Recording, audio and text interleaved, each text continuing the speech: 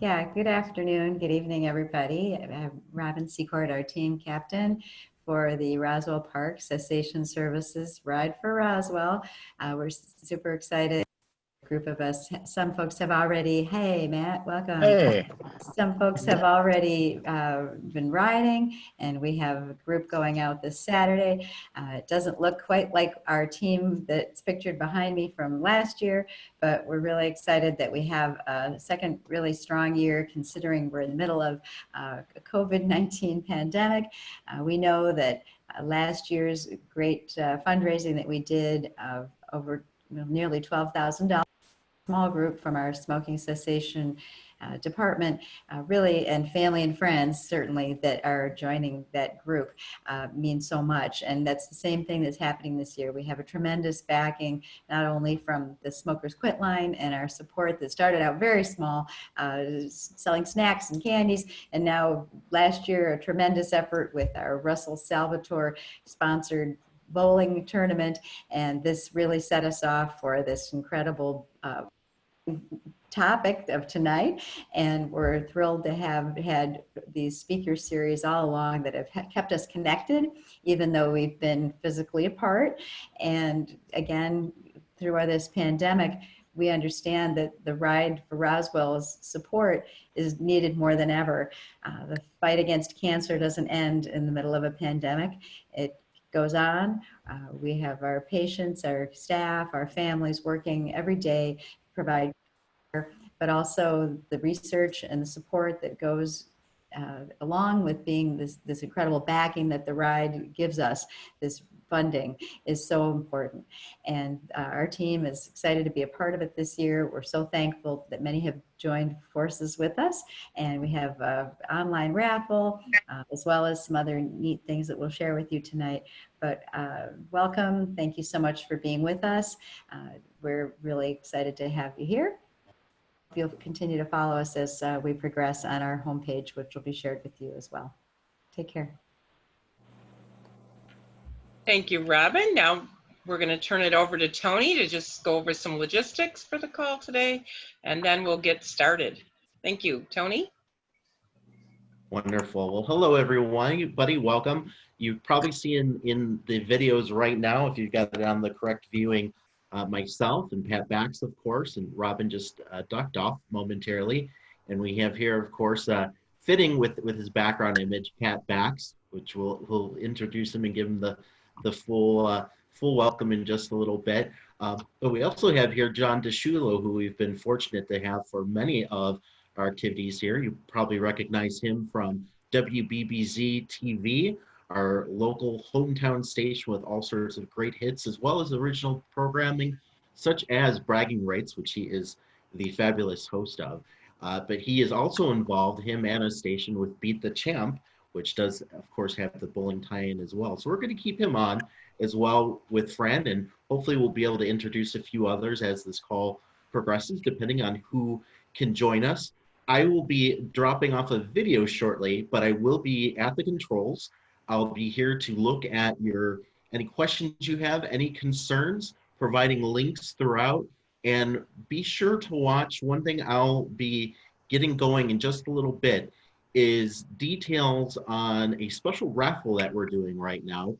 As you donate to a rider, any rider on Team RPCS, that's Roswell Park Cessation Services, for every $10 you donate, as long as you put in the word raffle on the instructions as you donate your money, every $10 will get you 4 raffle tickets to help you win one of 9 fabulous gift certificates to local restaurants and establishments around Western New York. So it's that easy. We, of course, have many other things going on, which we'll be talking about later on, especially our online auction, which is going strong right now, but we've still got another week to go, and we'll be talking about that later as well.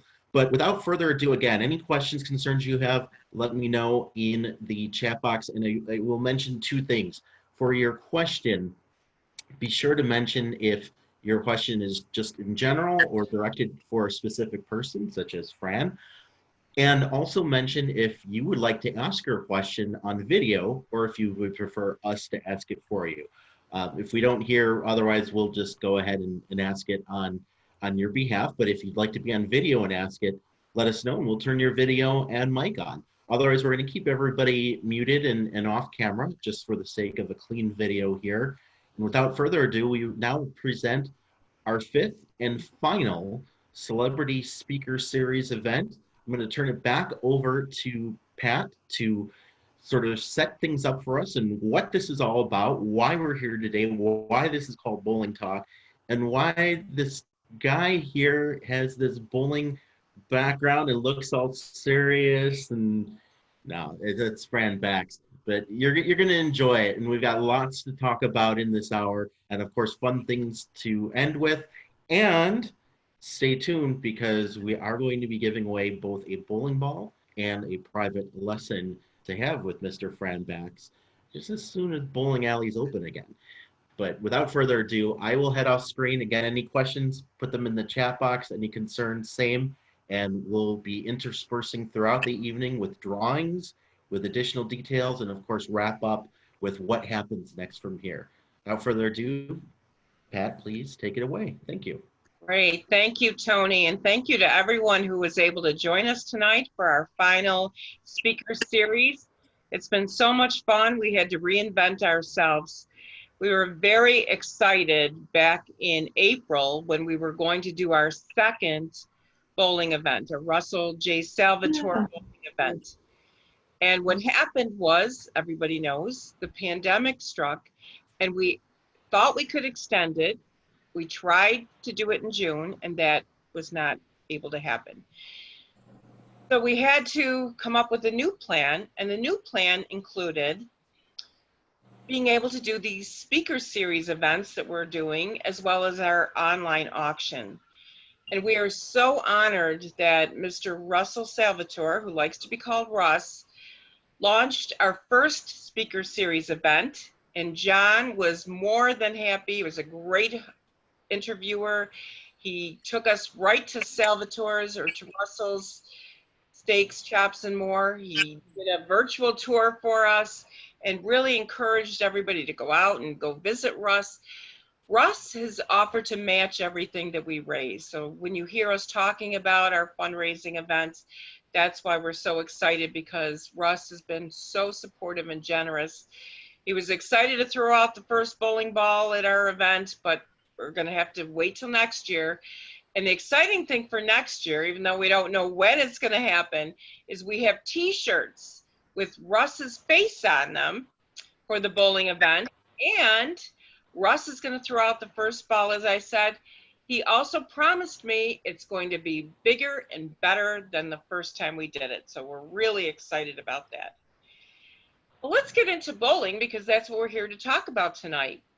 And we have, I know, at least 2 really great bowlers on our call today, and I can't recognize from your names on your Zoom names whether or not anybody else is a bowler. So if anybody, oh, okay, nope, she's not a bowler, the other person. If anyone else is on that is a bowler, please just type me something in the chat so I can introduce you. Now we're going to start off with really kind of our main host and our main panelist member tonight, and that is Fran. And Fran Bax, Fran, if you're there, could you please just tell us a little bit about yourself and what qualifies you to speak on this topic of bowling? Thanks, Pat. Well, I guess the main thing that would qualify me to talk about bowling is the fact that I've been rolling little plastic bowling balls at objects that look like bowling pins since I was barely out of diapers, based on my mother's description. So I guess just that alone would qualify me to talk about bowling. But as far as the real thing, as you see in the background here, I've been doing that since age 8. Basically spent quite a bit of time at a bowling center where I lived behind when I was a young kid and used to go there pretty much every day. And that's pretty much how I got started in it. I had an uncle who was himself a phenomenal bowler, and he is a member of the Niagara Falls Bowling Hall of Fame. He won a state singles title, and I can't remember what year. It was in the late 1940s. And he was pretty much my family inspiration to get me on the lanes and toss a bowling ball. So without getting into a whole heck of a lot of history, bowled a 300 game or two, bowled an 800 series or two, won a tournament or two, had a career afternoon back in 1983 where we won a national title and my name was in the Guinness Book of Records for a minute. And I ended up getting inducted into a Hall of Fame or two from bowling, mainly the Halls of Fame in Buffalo and New York State. So,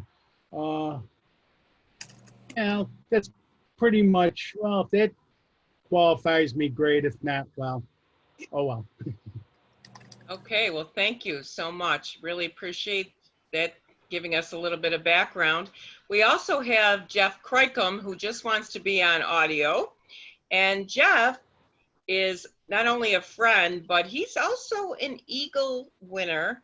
He, along with his brother Mike, bowled a couple years ago, and Jeff can give us more description of it.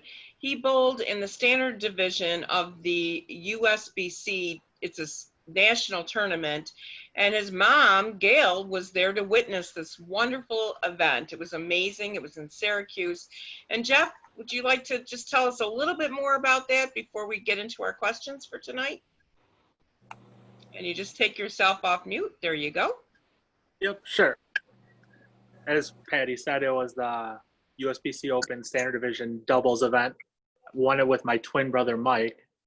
It was in Syracuse, which normally it's somewhere on the West Coast, but conveniently enough, it was in Syracuse where a lot of locals and friends and family were able to come and watch. So that was fun. And that's pretty much it. That's awesome. That's really great. And you got a wonderful trophy to remember that event. And now you're a champion, which is a great title to have. So congratulations again. Thank you. And John, we're really privileged to have you here tonight. Tell us about your association with bowling. Well, I'm the president of the Fran Backs Fan Club and making applications for members. And so far, you're going viral, Fran. That's all I can say. Look at that. Thanks for the threat, John. I love you too. Guinness Book of World Records, Fran. That's something else. That's big. Mm-hmm. Honestly, the connection with bowling is with, as you know, the Beat the Champ show and some of the bowlers that we've, like Fran and Mr. Kreikum and some of the others who've come through the game have become like family. So the opportunity to participate last year with Russell was terrific. And it was, very heartwarming. But this year, as we noted last week when Chris Musial was on the last call, things are in a stymied role. We can't move. Bowlers are stuck, and there's great controversy there. So we're hoping that at some point the lobbying effort will succeed and things can move along safely. Nobody wants to do something that's not appropriate. But at the same time, we're all missing the game. And our Beat the Champ show that airs Saturday afternoons at 4 p.m.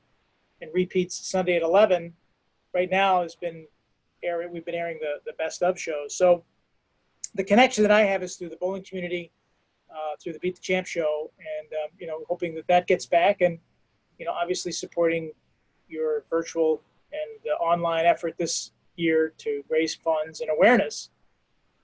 We all have to do what we have to do, and I think these calls have been kind of interesting, and I'm hoping more people participate in them, and I hope Tony can do more with other aspects of what fundraising on the Roswell Park side can do, because it's just great to talk about it and see each other, even if it's just on the phone. Yeah, I would agree, John, and we've been really blessed to have you as one of the most frequent participants of our speaker series. You've been doing an incredible job with interviewing Russ and then just telling us a little bit about how things have changed because of the pandemic. You took us through a tour last week of WBBZ Studios, and you yourself will be moving from the Eastern Hills Mall location. Do you have any updates on that right now? I don't have an update. I know that it'll be bigger, better, brighter, and we'll move forward digitally, and wherever we are, our key programs like the game show you so graciously mentioned, and our polka show and our bowling show, and even other audience-driven shows. We have as a station have not been able to produce all the shows that we've been branded with over the last couple of years for all of the unique connection with the community. Even the fair today was going to open up, and we're not at the fair. We would usually be spinning the wheel raising money for a not-for-profit. So it's been an honor to be a part of it. And on the bowling side, I do hope there's some bowlers that are on to ask Fran some questions. I've never seen yet a bowler to be shy about participating. That's that right. Well, that's a great segue into talking about the questions. And why don't we start off, and maybe John or Jeff or Fran, if one of you want to take this first question, which is really about what is the status in New York State with the bowling centers? Do we have any updates? Fran, what have you heard? Well, I just happened to get a look-see into the social media post, actually probably about less than 2 hours ago. And it's my understanding is Empire State Development had apparently had a brief meeting with a couple of bowling center proprietors and a couple of honchos with the New York State Bowling Proprietors Association. And apparently Governor Cuomo had become privy to the request of the bowling center proprietors to consider some time frames and guidance for the bowling center proprietors across New York State. So at least we got somebody's ear at this point in terms of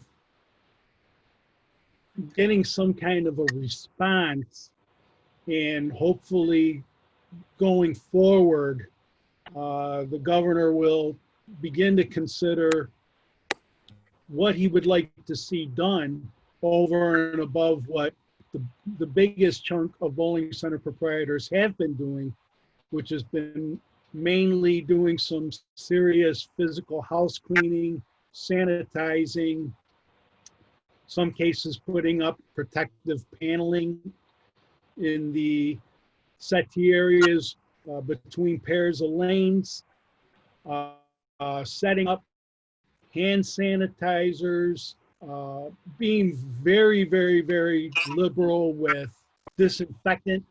So the proprietors are doing their part. In fact, there's actually a couple of proprietors that are right now overhauling their HVAC units so that they're cleaner with some good filters in them. So the only thing we can do now is wait to see what the next move in Albany is going to be. So that's pretty much where they're at right now, based on my little bit of updated reading. Locally, I don't think there has been a whole heck of a lot of movement, although I'm keeping my fingers tightly crossed that maybe the bowling proprietors locally would hold some kind of a press conference or some other type of gathering, which will hopefully bring a little more attention to the issue. So we'll see what happens. All right, well, great. Thank you for that update. And I guess we'll just all have to stay tuned to hear when the centers open. Now, one of the things, because the centers have been closed, and actually I was bowling in a league on Tuesday nights, and we were doing really well, and we were all excited every week or every other week we were bowling, and then everything just stopped. So we have some bowlers on the call today. Maybe you can put your responses in the chat, but I'd like to turn to Jeff and to Fran. We'll start with Jeff first. What do you miss most about bowling, Jeff? Well, I think with bowling, the most thing you miss is the people that you bowl with. Mm-hmm. They almost become like a second family. Because when you bowl a league, for the most part, you're seeing them week in, week out. And then you're bowling with them on tournaments on the weekends. And you're just going on trips and going on it. It's just the people that you meet. They're great. Okay. And John or Fran, do you have anything to add to that other than, you know, the people, really? I would agree, Jeff, with that. I really miss meeting new people, and ours was a pizza league, so we got a free pizza every week. So I got to say, I do miss the pizza too. It was really good. But John or Fran, what else do you miss about bowling? Well, I think Jeff's right about the camaraderie, but you know, in addition to that, I think what needs to happen too is that group that is so tight and everybody that's so connected, I think, you know, again, the squeaky wheel gets the most attention, and I think there needs to be some continued organized effort to find out, you know, just what's happening in Pennsylvania, for example. Like Fran mentioned, how the lanes are every other lane and there's, you know, plexiglass in between or some kind of a plastic element, and how the balls are sanitized and how the lanes are cleaned. I think it almost feels like there needs to be more of a unified effort to find out what's happening in other places in the country where bowling is allowed, and then use that, which I'm sure is being done, as a benchmark to say, this is what we'd like to do. And not go about it by saying we want to just do it because we miss our friends, although you miss your friends, but we want to go about it in a safe manner to bring something back to do, particularly in the wintertime when we're not going to be able to be outside, you know, riding bikes or just walking around. I've never seen more people ride bikes in all my life because there's just nothing to do. But Jeff's right. There's a camaraderie among the group, and that strength in numbers can help at least get some answers out of Albany. It just, for some reason, bowling seems to be like the forgotten sport. Because if you look at a bowling lane, you could go every other lane and easily social distance people out and spread them out. Right. Right. I've actually seen where some of the gyms took their bikes outside, but you can't quite do that with bowling. You know, I've seen frozen turkeys where people throw a bowling ball at frozen turkeys, but, you know, that's being a little inventive, but I think we really want to get the centers open again because that's where the answers are. So there is a question from Matt. I guess Matt has a question.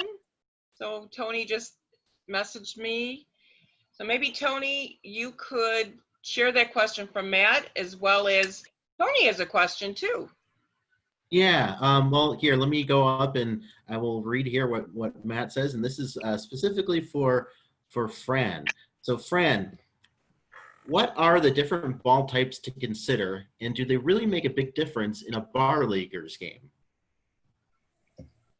That actually happens to be a very awesome question, because if you're talking about a bar league, you're talking about a recreational league as opposed to, you know, the kind of leagues that I've bowled in through the years, which are far more competitive in nature. I guess basically right now there's currently 3 kinds of bowling balls that you can purchase in a pro shop. And it's basically the material that the shell of the bowling balls are made out of. You've got plastic balls, you have urethane balls, which are made out of polyurethane veneer. And then you have reactive resin balls that are a blend of God knows how many chemicals in it, as well as additives such as sand, glass, whatever, you know, like basically putting cleats on a snow tire. Plastic balls basically are used by very recreational and open bowlers because they don't really care how they bowl. They're widely available. They're cheap. Competitive bowlers will use them, plastic balls at spares. Urethane balls have a little more friction factor, and those bowling balls will skid down first 30 or 40 feet of the lane where there's conditioner placed on the lane or oil. And once that ball comes out of the oil into the fictitious part of the bowling lane, which is the last 20 feet, that ball will take a motion that will, what we call hook, angle into the pocket, which are the 1 and the 3 pins if you're right-handed, or the 1 and the 2 if you're left-handed. Then you have balls that are made out of what's called reactive resin. And basically the idea behind reactive resin is it's basically a sticky material, almost kind of gluish. And they're mixed in with, you know, a number of other chemicals to create the same amount of friction and motion that a urethane ball would impart, except it's a lot stronger. And what I basically tell people when they're looking at bowling balls is to consider, number one, how good they are, and number two, how good do they want to be. And then you kind of get a fairly decent idea of what their technique is, and then from there you can kind of place them into a bowling ball that would work for them based on the material. Truth be told, bowling balls today are more like golf clubs. I'm not much of a golfer, but I can tell you the difference between a putter, a 1-iron, and a driver. So we have to kind of think of bowling balls like that. Your plastic bowling ball is going to be a somewhere between a putter and a 1-iron, and you've got the high performance resin bowling balls that are basically drivers. So, and a lot of good bowlers own as many bowling balls as they do golf clubs, just to meet those expectations. So yeah, I can see where you know, choosing a bowling ball could be pretty complicated. All right, great question.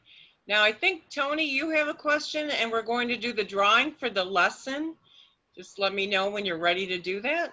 Yes, we'll actually do the drawing first before we get to the question.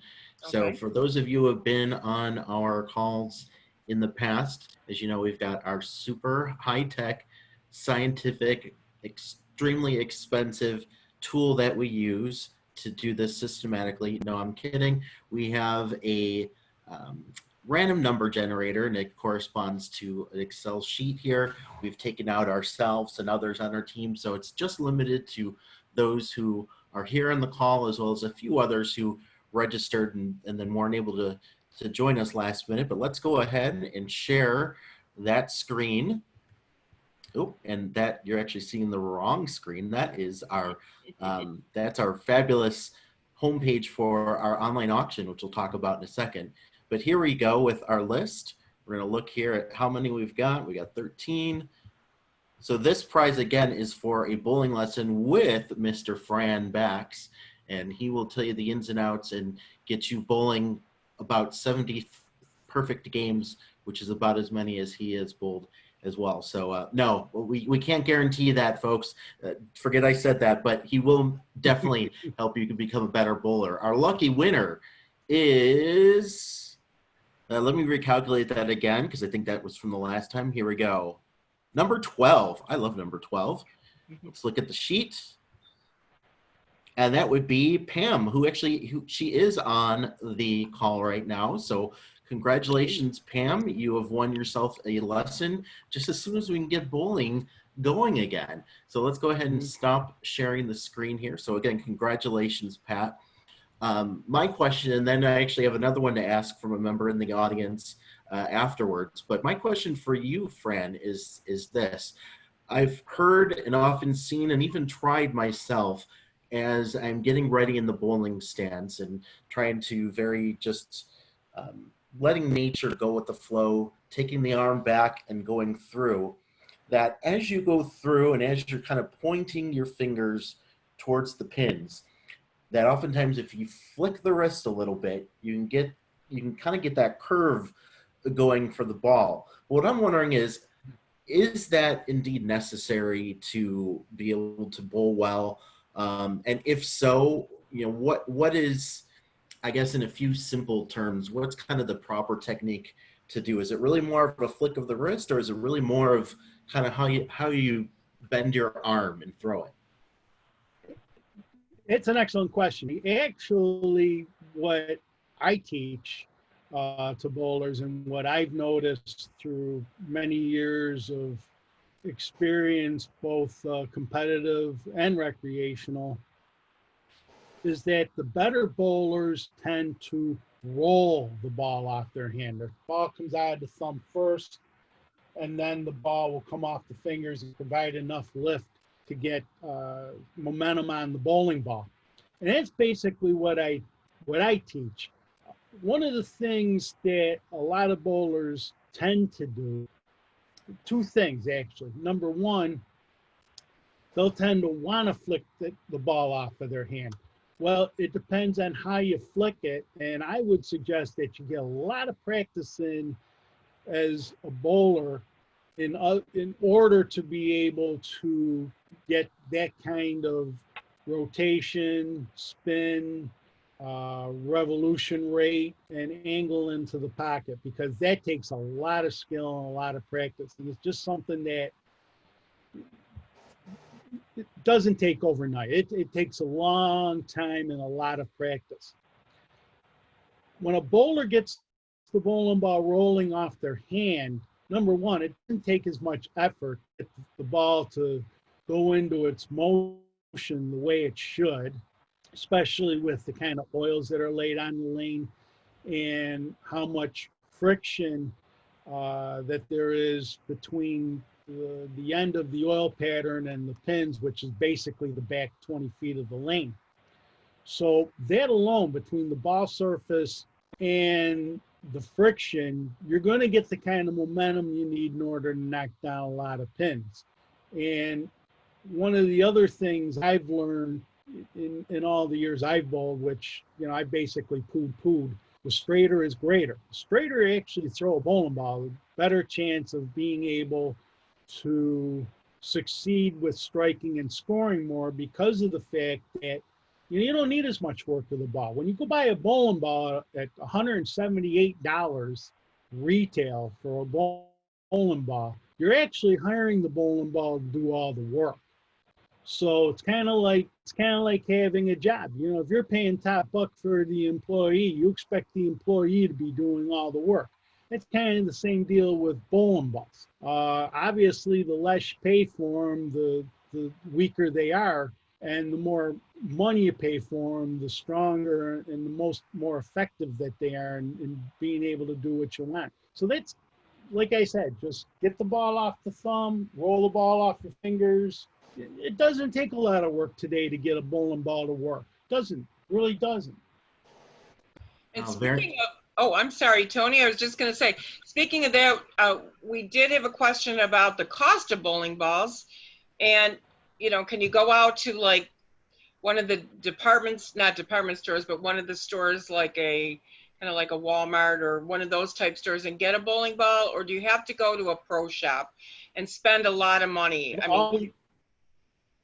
Yeah, I've always suggested pro shops, because if anything else, the guy that's working in the pro shop is going to give you a very accurate fit and drill your ball so that the holes will feel like your fingers being in gloves.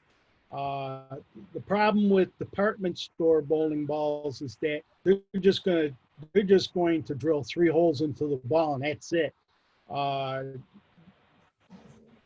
Department store bowling ball drillers don't quite have the same experience in the sport than somebody working in a pro shop. And those are the guys that, you know, I'd be more than willing to spend a few extra dollars on a bowling ball to make sure that that bowling ball that's drilled for me fits my hand like a glove and is drilled exactly like any other bowling ball that I own.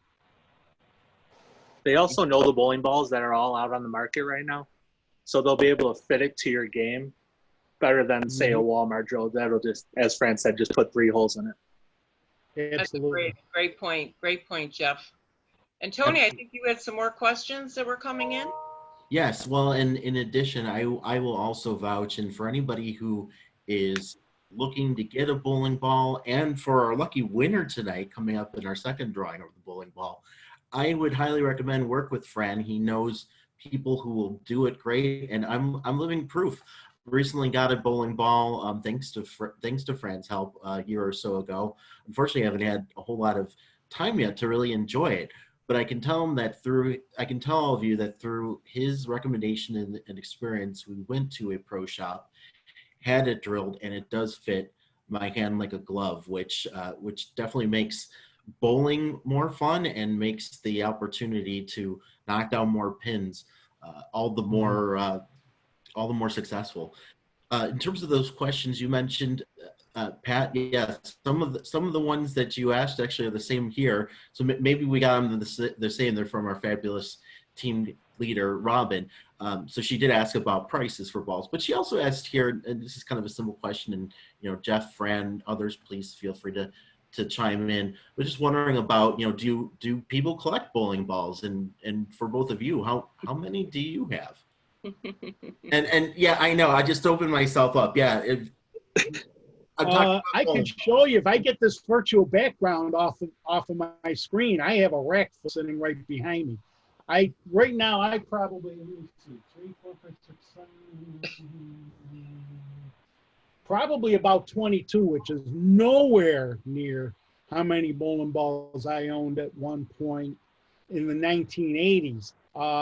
Back then, I actually had to store bowling equipment in my parents' spare room in their basement because I had so many bowling balls back then. I think the most I ever owned at one point was probably 90. That's a lot.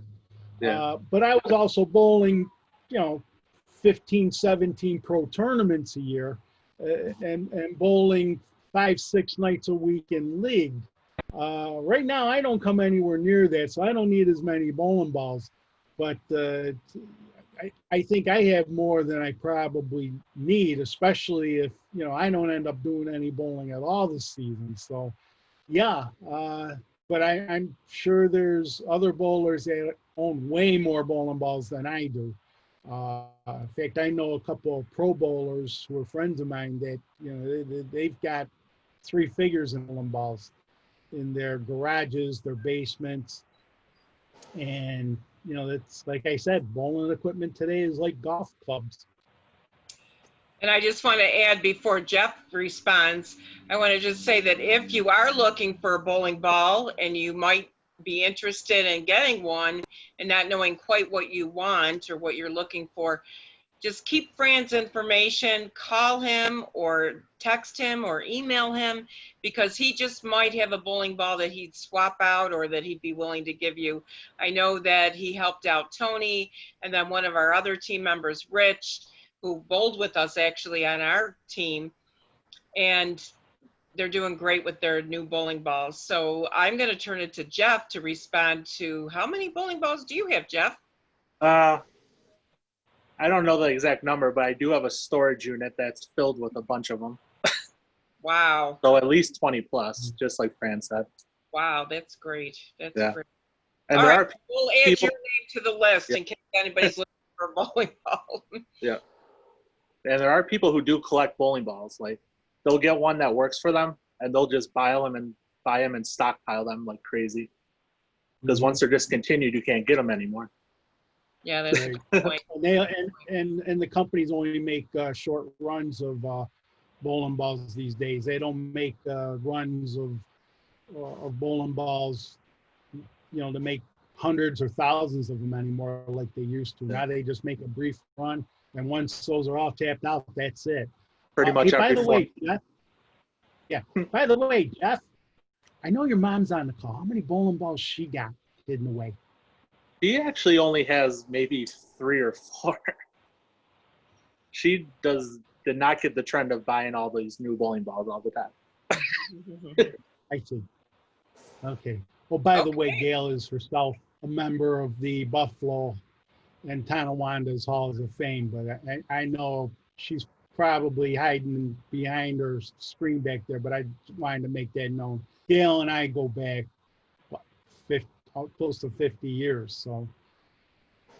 All right, well, we're honored to have both Gail and Jeff on the call, as well as all of you. And we just have time for like 1 or 2 more questions. We are just going by, time is just flying right by. And I want to just ask, because there are some people on the call who might not be really into bowling, but they might want to become a bowler. What tips, and John, we can include you too, what tips would you have for somebody who's wanting to start bowling? Any particular tips? And do you need a towel when you bowl? That's another question that came up. John, let's start with you for a change here. Any tips for somebody who maybe they watch Beat the Champ, and Brandon and I have been watching all the great reruns, and they want to say, well, maybe I want to be on Beat the Champ. What kind of tips would you have for somebody who's aspiring to be at that level with their bowling? Have confidence, maybe pray a lot, but have some confidence that you're able to pick up that ball. I'm a terrible bowler, and I'm terrible at all sports, but that's never stopped me from participating in the, quote, celebrity editions of Beat the Champ, of which I think we did once, because that just went over so well. But you have to have confidence, and I think the qualifying process is very intense. So, you know, the bowlers that go through, when hopefully things get back to normal, when the bowlers go through this, you know, they compete with each other for a spot, and we'll get sometimes hundreds and hundreds of bowlers at the, you know, lanes that are in the metropolitan areas, and even in the rural areas, you know, in Billy Lanes down in Pennsylvania, and in Salamanca, and then in Niagara Falls, we'll still get a lot of bowlers. And then if that confidence level is not there, and Fran, you could speak to that, then you know, you have to, Oh, we might have lost you, John. No, I was going to say you have to be confident and on your game. Okay, that's a great tip. And Jeff, how about for you? Well, any tips for anybody who's on the call who might be interested in starting bowling, or maybe they want some tips as they return to bowling? For one, just get out there and do it, because you'll never get better if you don't go and do it. Practice. Okay, You learn, give it a try. Have some fun. learn new stuff every time you're out on the lanes. Okay. Because honestly, it's never the same every time. It's always changing. Yeah, that's a great point. That's a really great point. I'm not very good, but I do enjoy, especially when you do well, it's always extra fun. And are there any particular exercises, either Fran, John, or Jeff, anything that can help somebody get better bowling? And maybe what are you doing while we're waiting for the centers to open up? What are you doing to keep in shape? And we'll start with Fran first on that question. I kind of knew I was going to be the first one to answer that question for some reason. But first of all, putting it right out there on the table right away. Bowling is a leg game. What's the first thing you were taught by your parents when you lifted up a heavy object? Any answers? Bend at the knees. Bend at the knee.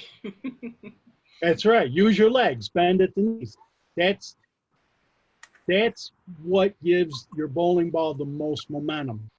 Bowlers think that bowling's an upper body game. Well, you got to have a little bit of an upper body, but you don't really need an upper body to bowl, because you want your upper body to be loose. Think of your body as a pyramid. What's the heaviest part of the pyramid? The base. What's the lightest part? The top, the triangle. You have to kind of think of your body as a pyramid, and that's how you should be able to approach, no pun intended, bowling. thinking that your lower body is heavier than your upper body. And then this way, that'll give you the momentum that's needed in order to be able to execute a bowling ball properly. So how have I been able to maintain my leg strength? Well, since I've saved up a bunch of money from not having to enter tournaments, bowling leagues, buy bowling equipment, and John, obviously I saved money because I hadn't qualified for the champ the last few months. So I took that money and bought myself a brand new mountain bike. And Pat and I have been riding all over North Tonawanda and parts of Erie County and along the Niagara River for the past month and a half. And pretty much that's what's keeping my legs strong. The thing is you can't devalue any kind of strength in your body, because if you don't do something you're used to doing for a long time, certain parts of your body are going to lose that muscle memory and possibly weaken. So that's one of the things that I've been doing. And of course, taking walks here and there whenever I also have time or the weather's a little too humid to go out to ride bikes. But basically just keeping those legs strong and keeping well occupied has always been helpful. That's really great advice. And unfortunately, I don't know where the time goes on these calls. John, you've been on many of them and the time just flies right by. And I'm going to turn it back over to Tony, because he's going to kind of close us out with our big drawing of the free bowling ball. I want to thank our panelists tonight, John for joining us, Jeff for your willingness to share some of your tips for new bowlers, and Fran, who's holding up the winning bowling ball. Ooh. Definitely, Fran, thank you for all your wisdom. I felt like we were almost getting a bowling lesson on this call tonight. So thank you all for participating, and all our participants. And Tony, I haven't heard my hourly rate yet. Yeah, well, okay. Well, we've got to thank you for Matt for a great call, for supporting such a great cause. I just want to say, in case anybody on the Zoom meeting doesn't know, we are very privileged and blessed to have Lorenzo Alexander riding 57 miles for his number that he wore with the Bills. He's riding in Arizona this Saturday, while some of our team rides 10 miles, which seemed like a lot, but when it's compared to 57, it's really nothing. And we're really blessed to have him on our team. So check out his page and learn more about his commitment, even though he's in Arizona, to Western New York and to Roswell Park, and to fighting and bringing awareness, especially to ovarian cancer. So Tony, take it away. All right, well, the moment we've been waiting for. Let's do our draw for the bowling ball. Go ahead and share our screen again. All right, we've got our numbers set. Actually, it's 1 to 13. Generate one. We'll press it 2 times just to make sure it sets through. So here we go. The winning number is 3. And 3 corresponds. Hang on 1 second here. Oh no, I'm sorry. It was 1 through 12. Wait, hang on 1 second, folks. Sorry about that. All right, here we go. So 1 through 12. And generate Yolanda Vega. There we go. So we're at 11. Okay, we're going to stop sharing that. And now we will share the Excel spreadsheet. There we go. And we have Darlene, who Darlene is not on the call, but she is one of our team members. And I believe that she actually is a fan of bowling. I can't remember exactly, Pat, you would know, but we will let her know she's the lucky winner. And one of our team leaders at the Smokers Quit Line. So awesome. There you go. Darlene. So congratulations to Darlene.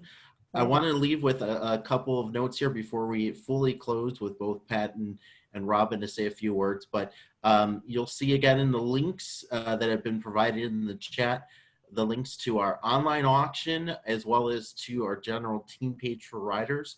Once again, as you donate to a rider, put the word raffle in the notes section. For every $10, we will give you 4 raffle tickets. Actually, let's go ahead and share screen again because this is going to be easier to show rather than to talk about. this is the screen, for example, where we've got our riders and names and things like that. But you see here that there's it's 9 gift certificates altogether, 3 for each place. So as you can see, it's Fosso's, 1 of 3 $10 gift certificates, Valley Allen, 1 of 3 $25 gift certificates, and 1 to Sticky Face Barbecue, 1 of 3 $15 gift certificates. You can read more about those restaurants at our pages. And of course, as you're scrolling up here, and there's my name, you can see there's Mr. Lorenzo Alexander. His donations are starting to come in. I can't believe he's riding 57 miles. That's just crazy. But hey, he's a pro, even if he is retired. So we know he can do it. This page here, as you can see, this is our fabulous auction page. And as you go down, you can see, and it's starting to come through. We're nearing that $1,000 mark, and there's lots more to go. Some items have been bid on, and others have not. So, like you can see here, the signed hat by Harrison Phillips is still up for grabs. But meanwhile, some of these photographs from him have had a couple of bids. There's dessert, there's restaurants, there is Albright Knox, as you can see, Adventure Landing. Lots of Sabre stuff. Rasmus Dahlin photo hasn't been bid on yet, folks. That's a bargain at $40. Lottery tickets, Buffalo Bandits. The Sabres jersey does have a bid, so you better get in on that. $100 for a signed jersey, that's a bargain.